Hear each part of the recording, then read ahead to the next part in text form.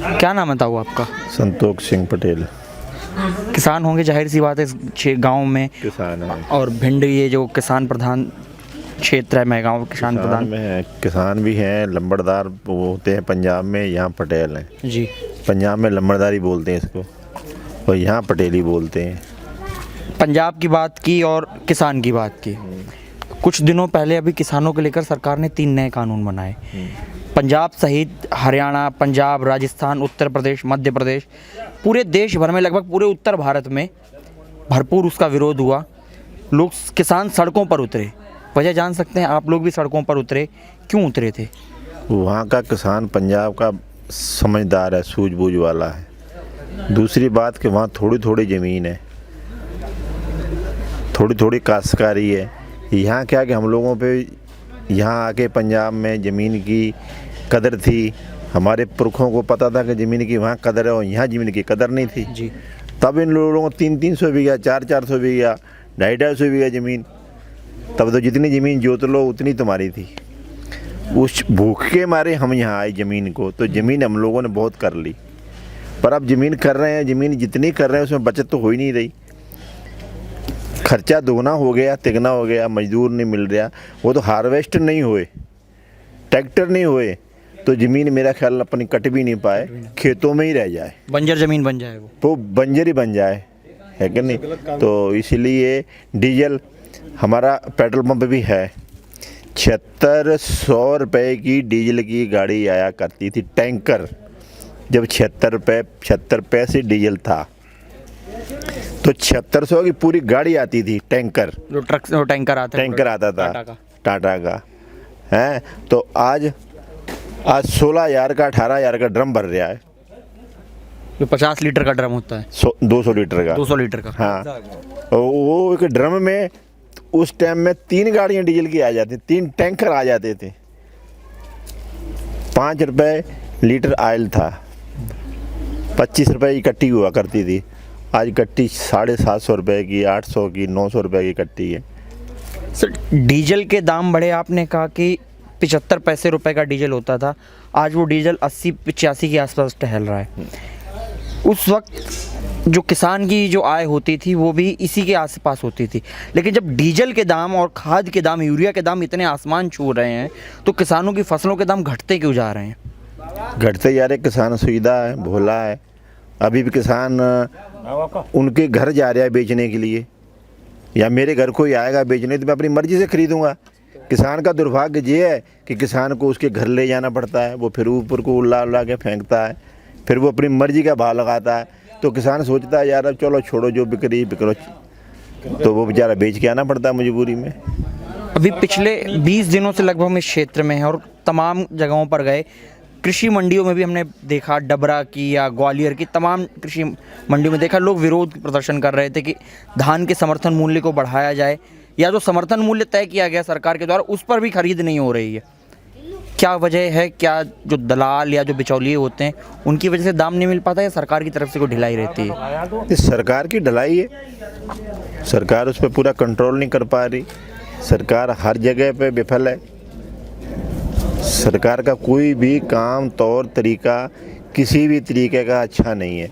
और फिर किसान के, आज हमने कल 32 रुपये किलो आलू लिए जी, जब हम बेचने गए तो हमने 3 रुपये किलो बेचे।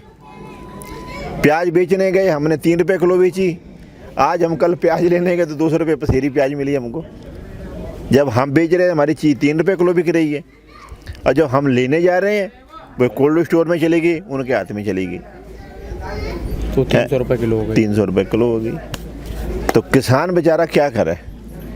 उपचुनाव हो रहा है इन 28 सीटों पर, जिसमें से 16 ग्वालियर चंबल संभाग की सीट है। कमलनाथ समेत कांग्रेस, पूरी कांग्रेस पार्टी एक बात पर बहुत ज़बरदस्त उनका वो चला रहे हैं कि उन्होंने किसानों का कर्जा माफ़ किया। मैं कह रहा हूँ कि हमारे हरगोविंदपुरा का 40 लाख रुपया माफ़ हुआ है। कौन कहता है कि माफ़ नहीं हुआ किसान का? शिवराज सरकार और शिवराज सिंह की पार्टी तो ये कहती किसानों का 1 रुपया माफ़ नहीं किया। नहीं होता तो फिर हम ये झूठ के थोड़ी कह रहे हैं, हम प्रूफ देंगे उस बात का। आपके गांव में 40 लाख का कर्जा माफ़ हुआ है।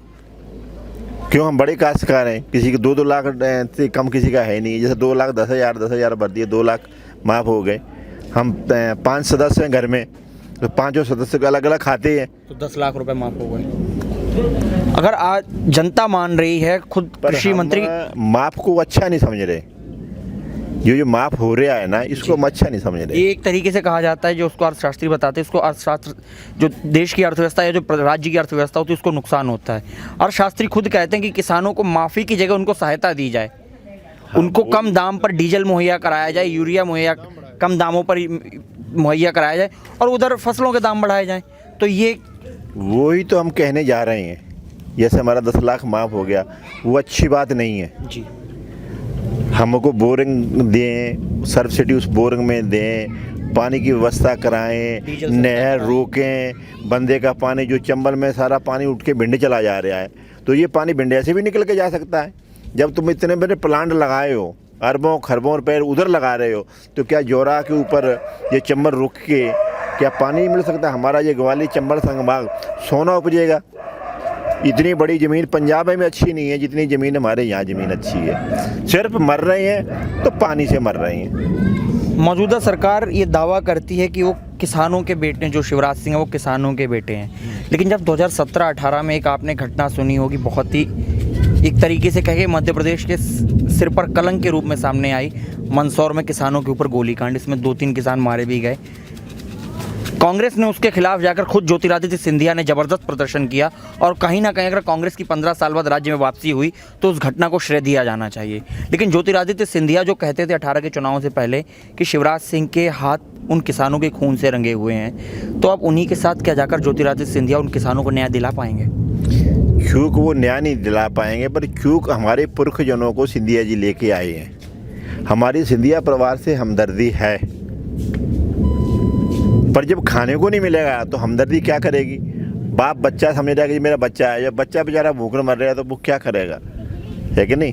कहते रहे पर किसान की सुनी कोई नहीं गई।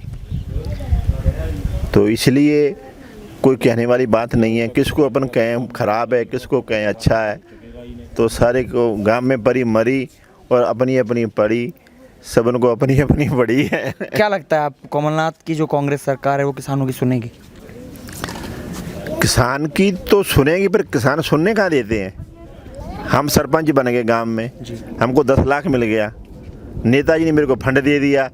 अब नेताजी पूछ नहीं पा रहे गिट्टी सही डल रही कि खराब डल रही है, हम बाम बटिया करेंगे।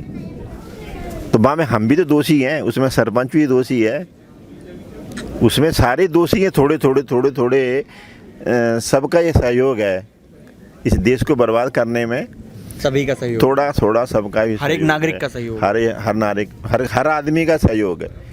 पर जिसको नहीं मिल रहा वो कह रहा है मैं ईमानदार हूँ। जैसे हमको मिल नहीं रहा, हम ईमानदार हैं, और मिल जाए तो क्या पता हम छोड़ेंगे। हम क्यों छोड़ेंगे? क्योंकि रह तो हम भी पले। लक्ष्मी को कौन मना करता है कि नहीं? तो इसलिए हमको मिल नहीं रहा तो हम अपने आप में ईमानदार हैं। सर, आखिरी सवाल है आपसे मेरा। आप लोगों में एक बड़ी प्रचलन होती है, सरदार लोगों में, चाहे पंजाब में हो या कहीं उत्तर प्रदेश में भी, आप बहुत हमारे आसपास आप लोगों के समुदाय के, आप लोगों के बेटे कनाडा क्यों जाना चाहते हैं? कनाडा यूँ जाना चाह रहे हैं कि यह हमारा खुद का व्यक्तिगत मामला है। हमारे पास भगवान की कृपा से खूब तगड़ी जायदाद है। अकेला बेटा है, वो भी कनाडा में है। यहाँ वो ज़मीन नहीं देखने जा रहा, खेती नहीं करने जा रहा, खेती ज़मीन बटिया पे लगी है। कनाडा का भूत सवार हो गया। जैसे पंजाब से लोगों को यहाँ भूत सवार होगा ना, अपन यहाँ जाएंगे, मध्य प्रदेश में जाएंगे, श्योपुर में जाएंगे, उत्तर प्रदेश में जाएंगे, अपन बढ़िया खेती करेंगे। और खेती करी, हमारे पूर्वजनों ने बहुत तरीके से खेती करी। अब वो खेती तो ना उनसे हो रही है ना वो कर रही है, तो उनके दिमाग में एक ही भूत सवार हो गया, कनाडा, अमेरिका, वहाँ जाना ही जाना है। देश का युवा, और पंजाब में अगर देखें तो पंजाब को नशे का हब कहा जाता है, इंडस्ट्री कही जाती है कि वहाँ से नशा पूरे देश में फैलता है और वहाँ के युवा नशे में बहुत ज़्यादा ग्रसित हैं।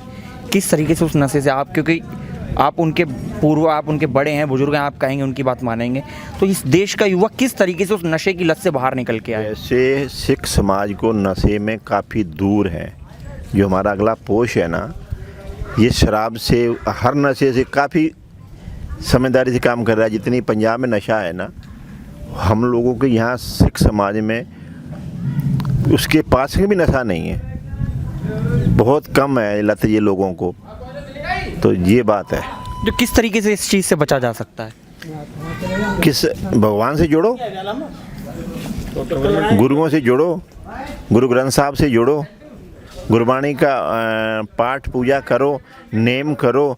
जैसे अपने ये पहन ली तो ये कटार ये पहन ली है तो ये हरामी का बस का रोग नहीं है, क्योंकि इसका डर बहुत है और इसका डर रखेंगे तो ही सफलता मिलेगी, और वरना डर नहीं रखेंगे तो इसके दोषी अपन और बन जाएंगे, इसके पाप के भागी अपन और बन जाएंगे।